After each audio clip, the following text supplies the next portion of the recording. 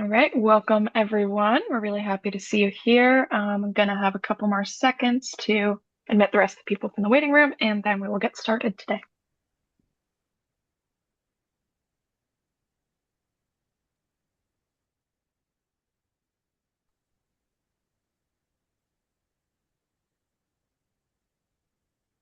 All right, so welcome everyone to our very first information session of the year. We're very excited to have you all here to talk a little bit more about the Master of Science in Addiction Policy and Practice program. We have a special guest and co-sponsor with us today too, so we're excited to introduce everybody on the call. We'll get started first with kind of the core team of the program on the staff side. My name is Jennifer Jansen or Jenny Jansen. I use she, her pronouns, and I am the program coordinator for the Addiction Policy and Practice Master's Program. What that means is I support graduate students from application to graduation through recruitment, admissions, academic advising, and other various programmatic needs. So I'm a great resource for questions about the program overview and application logistics, since that's a lot of what I handle on your side. From there, I will pass it off to Dr. Adam Myers, the Associate Director. Then we'll go to the Program Director, and finally our special guest for today, Anne. Hi, well, excuse me. Hi, welcome everyone. I'm happy to see you here, and I'll explain my role really briefly. I've been involved in the program from the beginning, helping out in terms of administration, originally the some of the design of the program, etc. Today, I'm involved mainly in admissions and some of the background academic administration, and you won't see me in person very often if you attend the program, but I'm always around online. So welcome, and I hope some of you seriously end up considering our program. Good morning. I'm Regina LaBelle. I'm a professor in the program. I teach both the integrative seminar as well as the capstone. And I've been affiliated with this program since 2021, but it was, an idea that I had after serving in the Obama administration about how important it was to educate people about both science and policy making. So we'll talk more about that in a bit, but before we start, I will turn it over to Ann Herbst with Young People for Recovery.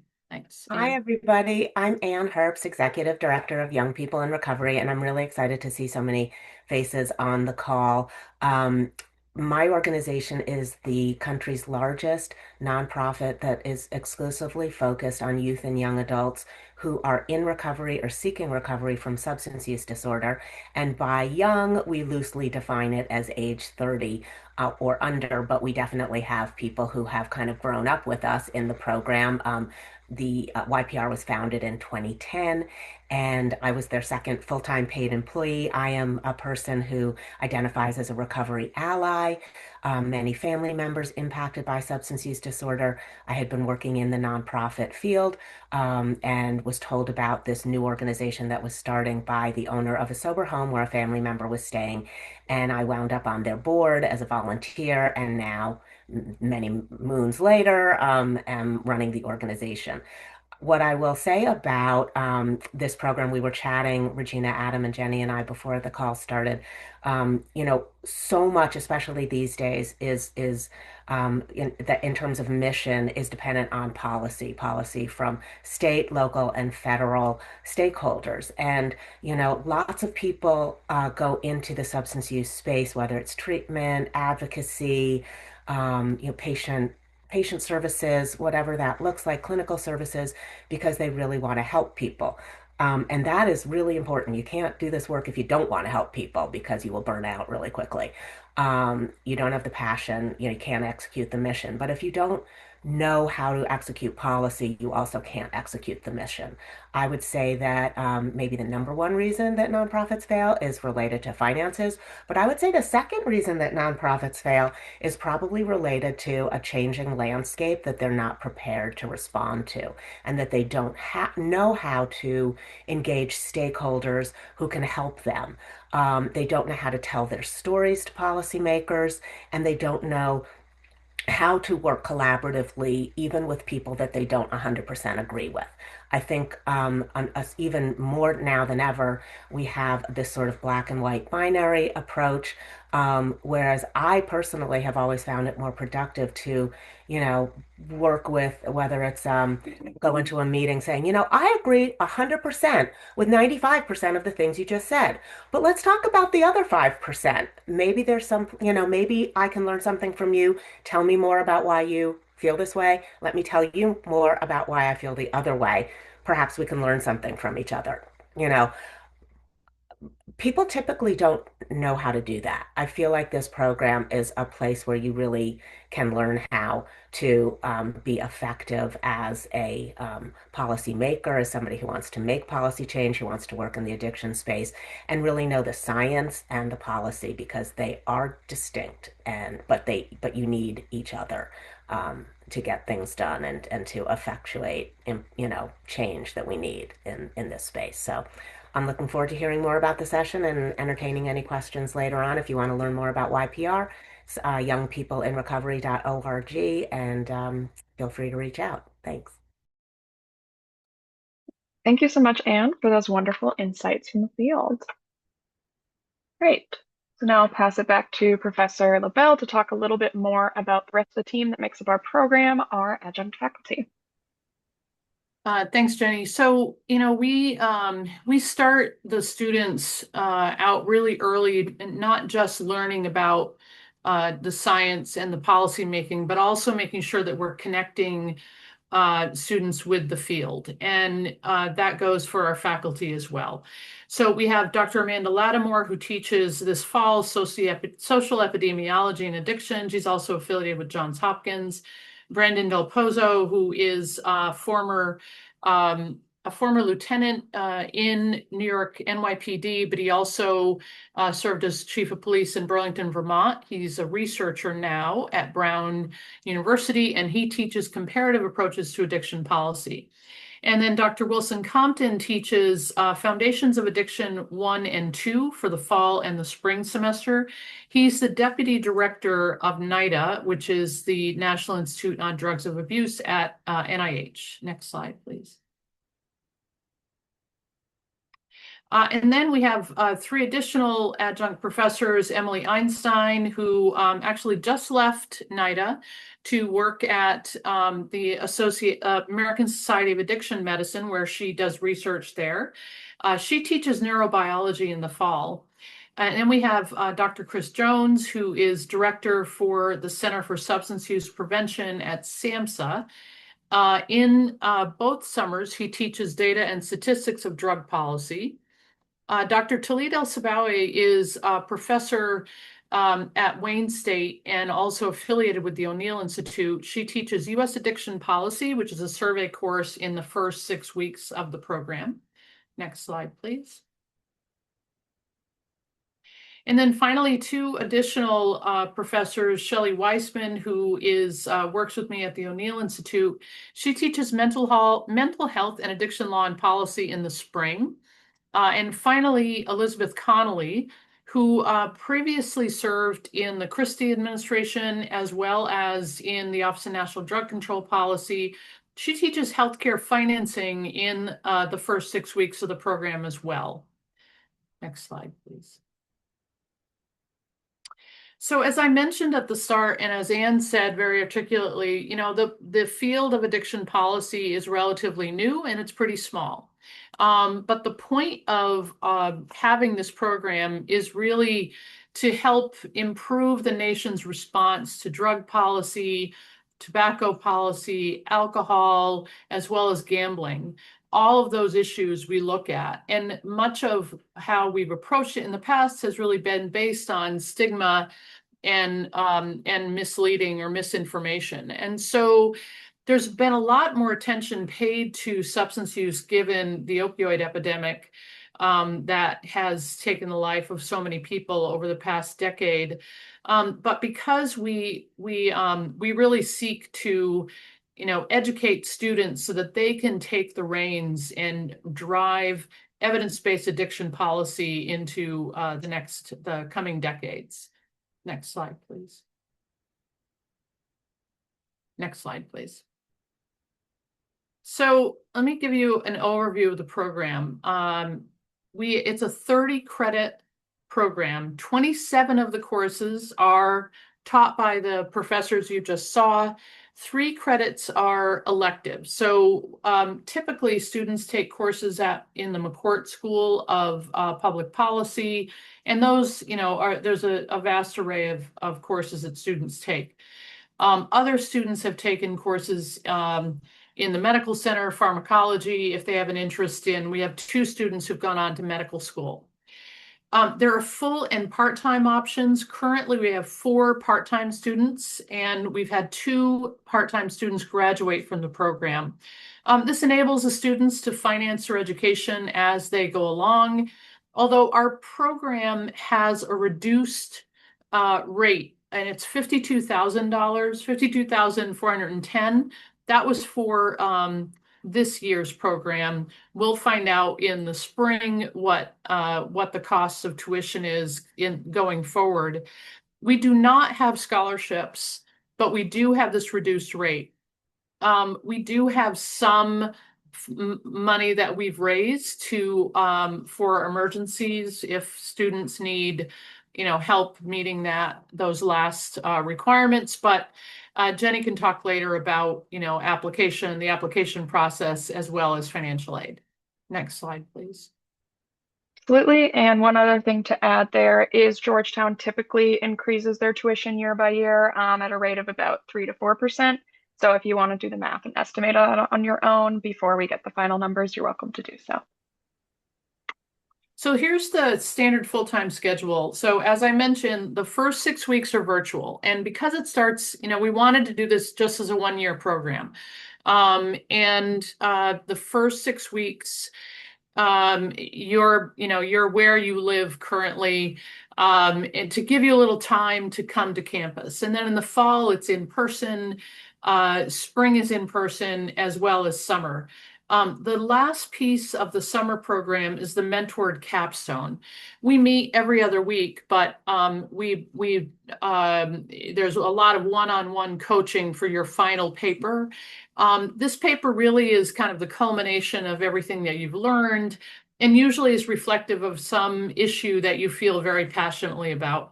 We've had students submit their capstones for various conferences, and they've been accepted in many cases. So, the capstones are really exciting. I always look forward to hearing what the students do. It's a culmination of a lot of work, but it really is reflective of the drive and commitment that students have about some particular aspect of policy. Next slide, please. And here's the sample part-time schedule. This is what we suggest because the courses kind of build upon one another. It says year 3, which is technically year 3, but it's really the last 6 weeks of the program. So there's some, there's some time to finish it up and still work full time. Thanks. Next slide, please. Our students have gone on to, to do some incredible things. This picture is of Ben Freyfeld, who serves in Maryland state government. He works for the opioid litigation group. We have American Society of Addiction Medicine, AMA, a number of different, both state, local, as well as the federal government. We have a couple lawyers who've gone through the program who are now practicing law. And then, as I mentioned, we have a couple students have gone on to get their medical, to go on to go to medical school. Right now, the DC-based jobs and the federal government jobs they're not as many. So a lot of our students are going back to where they, originally came from or where they went to college and getting jobs in local or state government. And then in the fall, so right now our students just started. I've only had 2 classes with them. So I want to get to know them a little bit better, because in October, we'll send out a survey to them and ask them, when you have a mentor, what type of mentor would you like? So then we take the time, the addiction policy field is really committed to this program. And a lot of people in the field know it. They really want to help our students succeed. So we'll match each student with a mentor. And I'll tell you, some of those mentorships, obviously they continue throughout the year, but they really, they've continued at past people's graduation as well, and well into individuals' career opportunities. So, I still stay in touch with a lot of our alumni, as they're looking for new jobs, as they, are just entering the field. And it's really an important point to help people stay connected to get the types of jobs that will help them, drive change. These are just a few of the activities that we've had in the past. So our student, DC has a very high rate of overdose death. Maryland, and I mean, it's come down as it has in Maryland and Virginia, but we really encourage our students to get involved in the community. So we've had students attend and distribute naloxone and fentanyl test strips.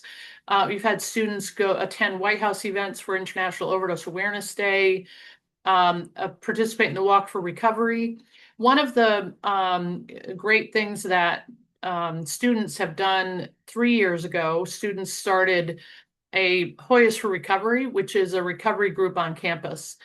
And the lower right-hand side is a picture of students distributing alcohol-free beverages at Georgetown Day, which is a big day at Georgetown. But Young People for Recovery, and I'm sorry, Hoyas for Recovery, which is similar to Young People for Recovery, really helps build community on campus, which helps students who may be in recovery, may be just, allies, may have family members who are struggling with substance use disorder. It keeps them engaged and committed. And actually, so you all know, on October 7th at Georgetown, Mobilize Recovery is coming. Hoyas for Recovery is having a panel on campus recovery, and we'll have some other entertainment and speakers as well. October 7th at 11 a.m. on Georgetown campus. We'll make sure you get the invitation. Next slide, please. Go ahead. All right, and now I will talk a little bit about admissions, what to expect when submitting your application, and financial aid for funding your degree. So first of all, here is a handy application checklist for everything you'll need for the program. Feel free to take a screenshot or a picture if that'll help you, but all of this information is also on our website, Prospective Students page. First of all, you'll need to complete an application form online that is found at gradapply.georgetown.edu. You will also need an application fee. However, if you apply by our priority deadline, which I'll talk about a little bit later, that fee is waived, which is $90 back in your pocket. So if you feel like you can get all your materials by January 15th, that is a great deadline to target. Next up, you will need an academic statement of purpose. This is about 500 words where you are able to discuss your academic journey, what brought you to apply to the program, and what you hope to get out of it. Although it's listed as optional, we also strongly urge our applicants to fill out the personal background statement in the portal, which is about the same amount of words, and it gives you a great opportunity to expand on your personal background, your experiences, how they contribute to your interest in this field, especially if you feel like something isn't accurately represented in the other parts of your application. This is also a great way to demonstrate you'll be an active contributor in our community, because we are a very mission-driven and advocacy-focused program. As you saw from the last couple of slides, our students really get involved. So any way we can see that you're getting involved in your community or you're excited about getting involved is great. Another thing to note there is sometimes the word count for these statements can shift year to year. So make sure to check the Grad Apply portal because they have the sort of official word count for each of these academic statements. However, our program itself won't be counting your words. So if you say 501, that's perfectly fine. Next up, you will need your resume or curriculum vitae, just so you can see your kind of journey, what you've been up to, and then 2 letters of recommendation. If you are early in your education or say completing your undergraduate degree currently, we would love to have at least one of your recommendations from an academic you've worked with, like a professor. However, we do have a number of students and applicants who are long out of school and mid-career, so we understand you may not have those very responsive relationships. And as such, we will accept one or both letters from a trusted professional, like somebody you've worked with. Another good thing to note is we will accept the names and emails of the recommenders by the deadline, and with that, we will consider your application complete, even if you do not have the letters in hand by the deadline that you choose. So that means we'll give you about a buffer time of a couple weeks for your recommenders to submit letters on your behalf, and we won't be following up, considering your application late, etc. Next up, you will need to provide transcripts. As soon as it's available, we'll need a transcript with your undergraduate degree on it so we can confirm with the graduate school that you have completed your undergraduate degree, which is a requirement for proceeding to grad studies at Georgetown. We will accept unofficial transcripts again by the priority and the regular deadline, but we will need the official one before the start of classes just to make sure that you're on track to begin and in track with the graduate studies regulations. Finally, if you attended a school where English was not the primary language of instruction, you will need to provide a demonstration of English language proficiency. You'll see on that bottom blue box on the right the minimum scores on the TOEFL and IELTS tests, both of which we accept to be considered eligible for admission. And you'll also see above that we do not require a GRE test. So, what does it take to be considered eligible for admission into the program? First of all, an applicant must hold a bachelor's degree or equivalent from an accredited institution. This should be equivalent to a 4-year undergraduate degree in the United States. A good way to check if you're not sure is use a WES evaluation, which is the preferred credential checking system for international students by Georgetown. Next up, again, this is a program where everyone is really passionate about what they do. They really love to get involved. So any way you can demonstrate interest in addiction policy is something we'd really love to see on your application. This can show as interest in public policy, social science, healthcare, or community service. All of that's strongly preferred. And consideration is also given to individuals with lived experience, volunteer work, academic experience, just any kind of way you feel like you've been involved in these topics is something we want to learn about.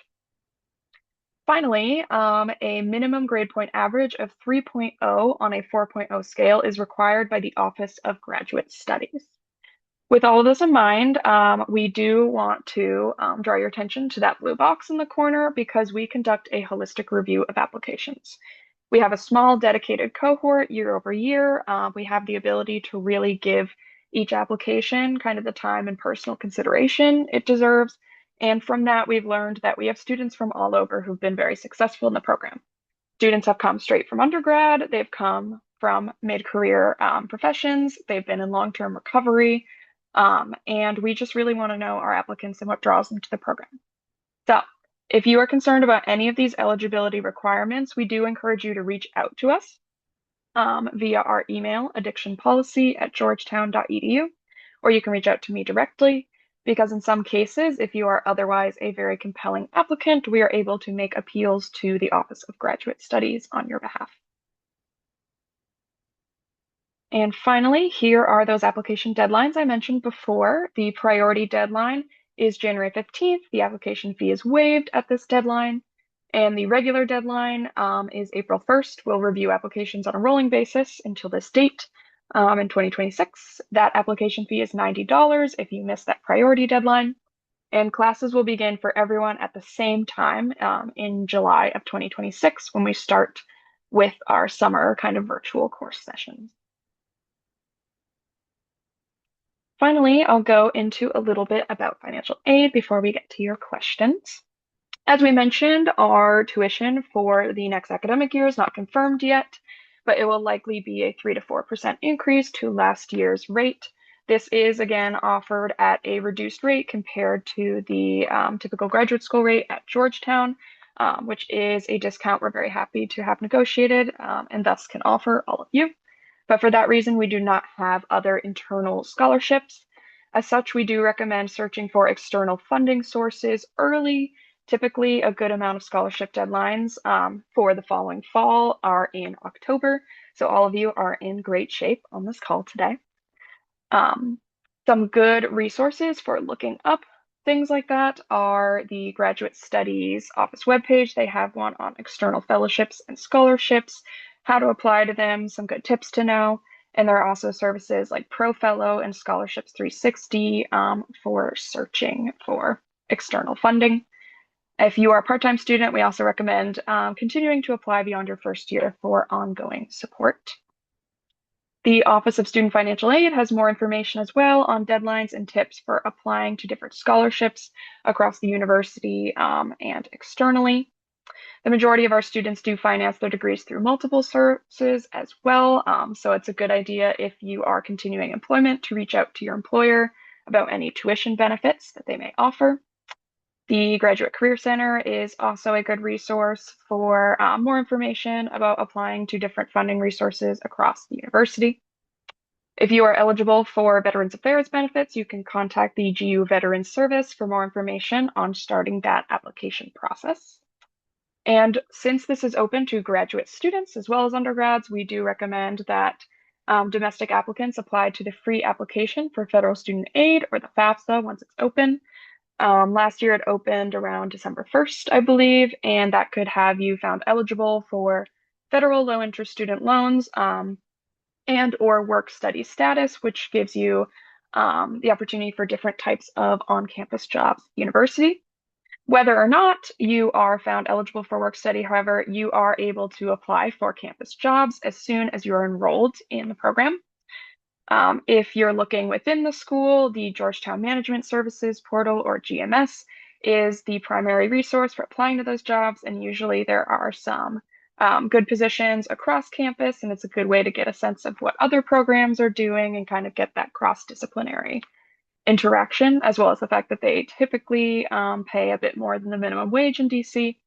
But the minimum wage in DC is pretty good as well. It is $17.95 for most workers. And that is another good way to supplement expenses. Finally, the Georgetown Office of Revenue and Receivables offers payment plans such as monthly installment payment plans, and you can sign up through the normal billing portal for your tuition. All right, so now that we talked a lot about our program, we'll turn it over to you. Thank you again, everyone, for joining us today. We look forward to hearing your questions. You can ask a question by typing in the chat, using the raise hand function, or going off of mute. Either of those work great. And all of the panelists here are available for any questions you may have.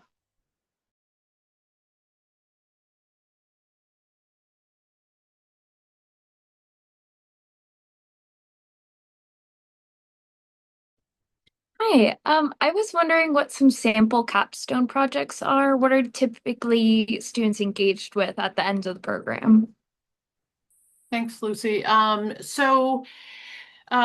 give you a few examples over the years. One student, he went on to med school. He wrote about training programs on addiction medicine for doctors.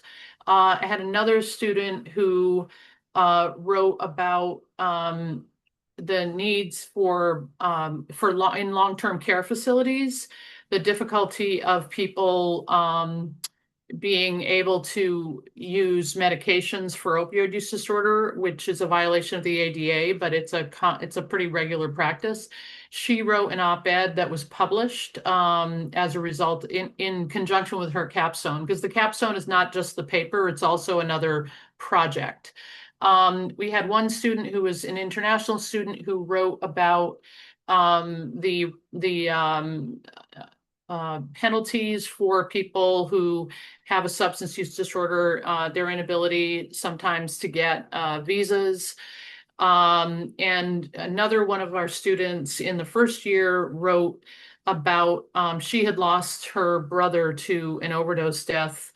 So she wrote about the need for specific grief counseling for people who lose loved ones to an overdose. And that she's gone on to work for Song for Charlie, but she also has participated in quite a bit of research now and advocacy to advance that. So there are now more resources for people who have lost a loved one to overdose. So those are just a few examples of projects. Really interesting. Thank you. Thanks. Thanks so much for that question. Savannah asks, what is the typical admissions or acceptance rate? How small are small cohorts? And are you able to defer enrollment? So in terms of our admission rates, we're a bit of a small, I say, and burgeoning field. We're growing every year, which is great. We definitely have all the admission standards you see, and most of our students are very excellent. But it is a bit self-selecting in that I think we tend to admit more people because people who find the program are really dedicated and we get really great applicants, which is lovely. So I'd say last year our admissions rate was around 60 to 70%. Our cohort size is usually between 12 to 15. This year it is 15, including some students who came for part-time last year. So we should be kind of slowly increasing those numbers, which is exciting to see. But I believe the last time we talked, we did not want it to ever exceed 20, which doesn't look like it's going to happen in very immediate years. But we intend to keep it small, even though there'll be more interest, and it seems like there is more interest every year. And yes, you are able to defer enrollment for up to 1 year.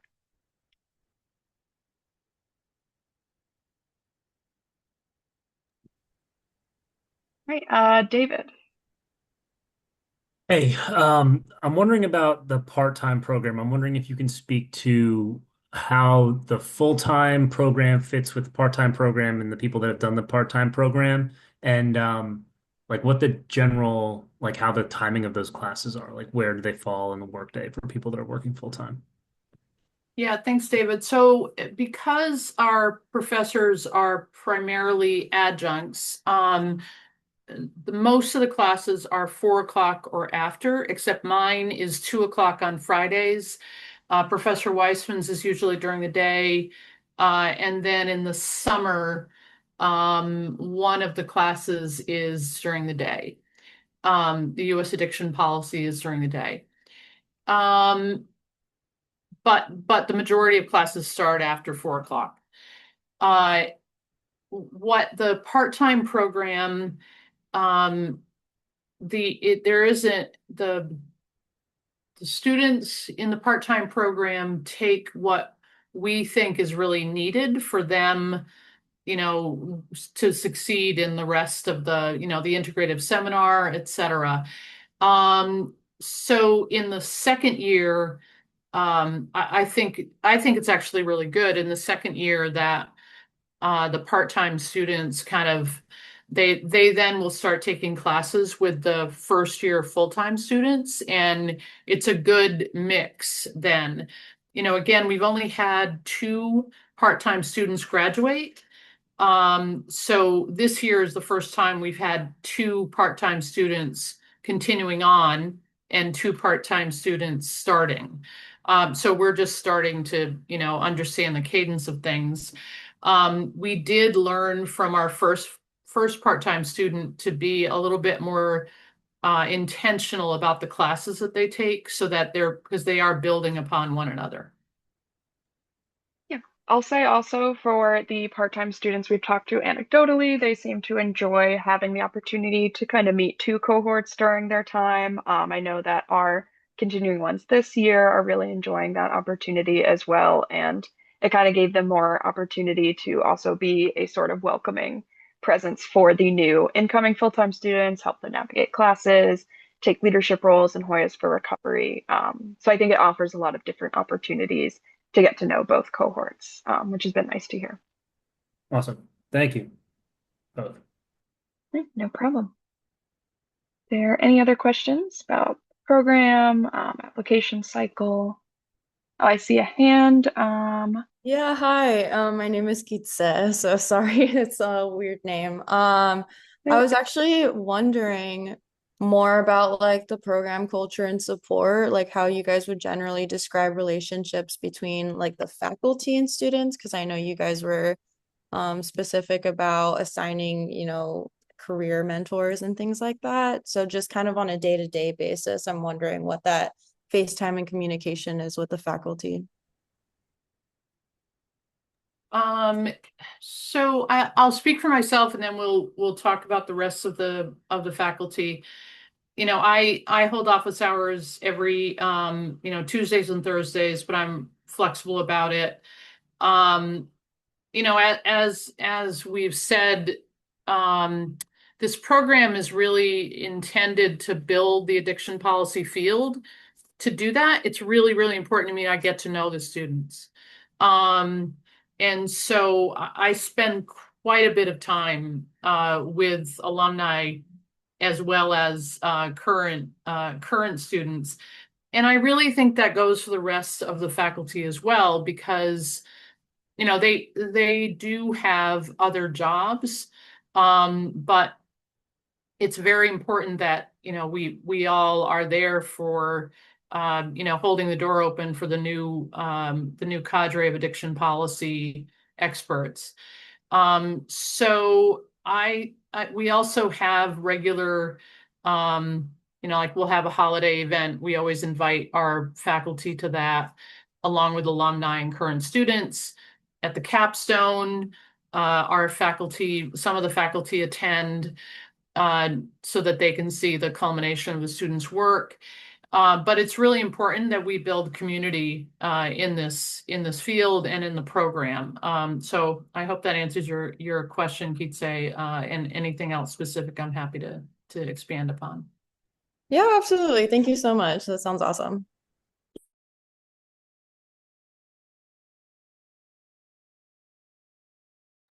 Great.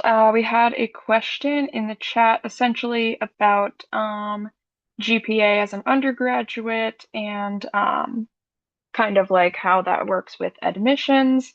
Essentially, as we mentioned, there isn't like a specific number on like chances of being admitted in the program with a different GPA. However, we have had students admitted and very successful who did not meet that requirement. So essentially what that means is in your application, I would recommend really taking every opportunity you can to kind of explain that grade point average, talk about were there any other like extenuating circumstances, were there other things that came up during your education, kind of providing us more context, because that is a way that we can use that information to make our appeal to the dean of the School of Health. So that all of that's really helpful if we feel like you're a very compelling applicant otherwise, but that's something we definitely have experience with, and we have admitted students who were very compelling and very successful in the program, even when they did not match one or more of those eligibility requirements, as long as they were able to kind of make a case for themselves and why they felt like they would still be successful in the program. I don't know if Anne or Adam wanted to add anything else. Adam's been, a professor at Georgetown for a considerable amount of time, has been really engaged with the program. So Adam, did you want to add anything else? Yeah, I guess what you mean is regarding the flexibility of our requirements. Or just generally anything else that you wanted to add? Yeah, I think in writing your application, we do provide some guidance along the way, but the most important thing is to really give us a good understanding of who you are and why you want to go into this field. Don't be shy about talking about your past and how it affected your academic record. And we take all of that into consideration. Another issue is we take people with all different kinds of backgrounds. There are no prerequisites. Excuse me. It helps to have some courses in certain areas, like in government or um, science in some cases, but we have had students with no experience in one or both of those. What we do in those kind of cases is we evaluate your application and then admit you if that's the decision that we make, knowing that you have those areas that could use some strengthening, and we'll recommend some free courses that you can take over the summer to get that work in political science or perhaps in biology that's going to help you in the rest of the program. So don't be shy about you know talking about your concerns about what it's going to be like to be in the program and what your background is academically as well as the rest of your history. Absolutely. Thank you for that, Dr. Myers. If you're also wondering on a technical note about already having a master's degree, we'll consider you for admission. We just need every transcript from like all previous education you've had from the undergraduate level and beyond. So we would need to see your master's transcripts and your undergraduate transcripts. All right. Are there any other questions about the program, about application cycle, admissions? So I could just add one more comment, which is that for those of you who want to go into sort of the mainstream of drug policy, um, I think that's one thing. But if you're interested in pursuing research in the future or pursuing um, a further degree in law or medicine, that we are capable of talking that through with you and advising you in that regard. And we've had, I correct my numbers, but I think we've had one student at least who's gone to medical school, maybe two, and we've had people who came in with a law degree and are thinking about attending or maybe have attended, and people who have gone into some aspect of research. So, it's wide open what you can do in the future with this degree. Although the main goal is to as Professor LaBelle says, to build the bench of qualified people to work in the drug policy world. Absolutely. We also had a question about whether courses tend to lean more political science or health related. As Dr. LaBelle alluded to, or Professor LaBelle, sorry, alluded to in the chat, this is a multidisciplinary program, so there is kind of both. Seminar combines both. There is more description on the website if you'd like to learn more about individual classes, but we combine public policy, political science, health science, social sciences. So there's a lot of different disciplines there. And since we are an interdisciplinary program, we do expect that you'll arrive more prepared in some areas than others. So if you're concerned about kind of brushing up on your skills, say if you're admitted to the program, but maybe you don't have a very strong neuroscience and like science of addiction background, for example, we can recommend some sort of asynchronous courses to brush up on online. Those are typically called MOOCs or massive online open enrollment courses. And that's something we typically recommend that are free and open to take if you'd like to brush up on those skills before getting into the program and you know that that's an area that you have less experience in. So I want to give an example of when we talk about the multidisciplinary aspect of it and why we combine both. There's a lot of shoulds in policy. Like we should have more people get evidence-based treatment. We should have more effective prevention programs, et cetera. And we stop there. And this program goes beyond the shoulds of policy to how. How can that happen? What are the policy levers that can be pulled? That's a lot of what we do in the seminar class that I teach, so that you're learning all of the other pieces of the puzzle, but in the seminar you're really the purpose is to pull it together so that you understand what is a regulation, what role does that play in policy making. That's really what the seminar is about.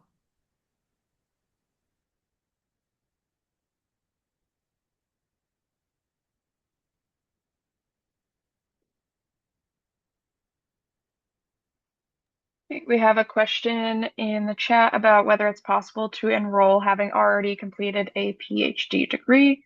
I believe that's up to you as the applicant. We're not going to screen people out, especially knowing that this is a degree in a field that's not really recognized a lot in academia yet. That's something that's definitely growing. So maybe you want to get some training in a specific area and had an advanced degree in an area that was closest to what you were looking for at the time.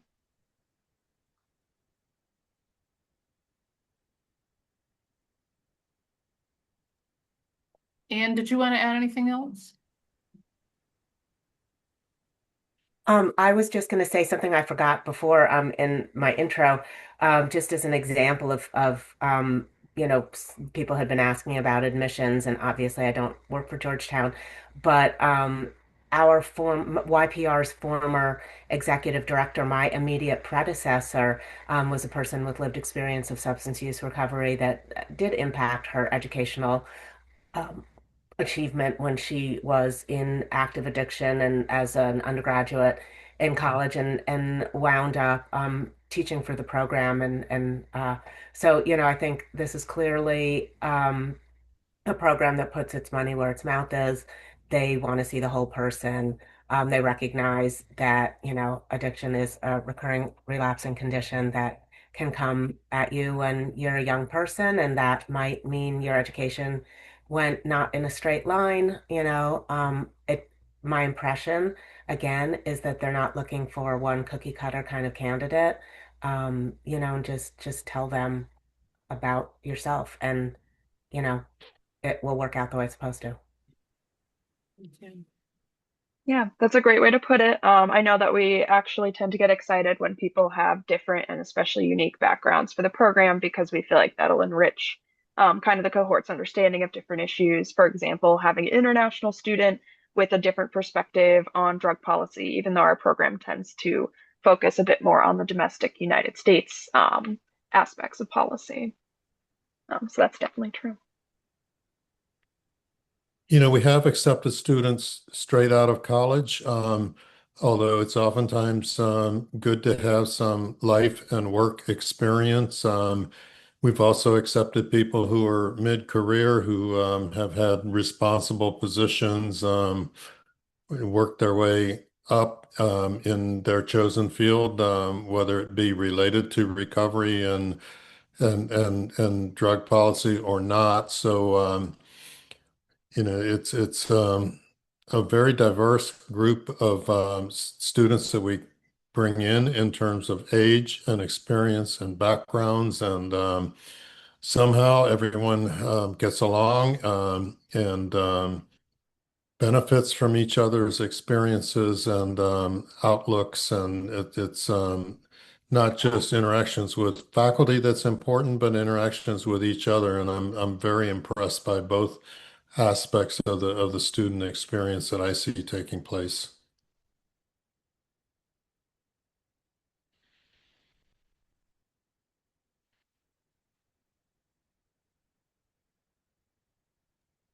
All right. Someone else has asked about whether students are typically working or able to work full-time during the course of study. Yes, this is why we offer part-time options for the degree. Typically, part-time students will finish in 2 years. But if you kind of want to stray from that sample plan of study, make sure to check in with the program just to make sure that's going to work out for you. But yes, we've had a good amount of students work full-time or part-time during the program. And a lot of our students will work at paid internships during the year as well. So, there's lots of different options and community that you can build also with the other students who are going through the same thing you are.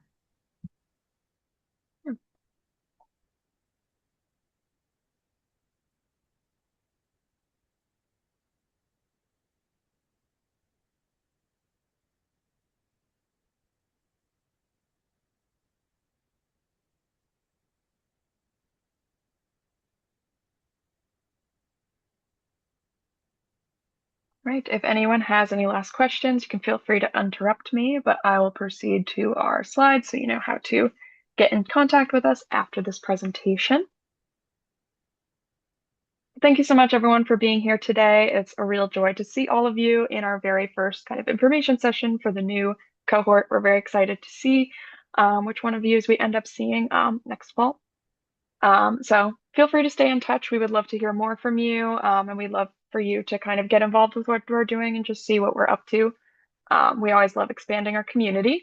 The ways you can do that are reaching out to our program email, addictionpolicy@georgetown.edu.